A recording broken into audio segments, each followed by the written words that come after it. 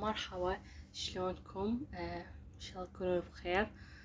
هذا اول فيديو الي صراحة. قلت خلنا نبدي بالمكان اللي انا قاعدة ادرس فيه. طبعا طالبة السادس،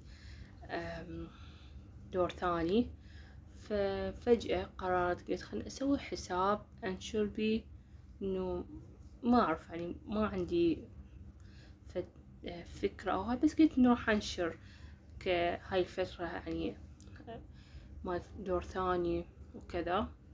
طبعا يوم 20 بالشهر، تحديدا شهر السابع، فجأة قلت خلنا أبدي أدرس للدور الثاني، وبنفس الوقت راح أبدي أسوي قناة. طبعا راح أشوفون جودة التصوير شوية تعبانة، أشوفون المكان يعني مو تمام.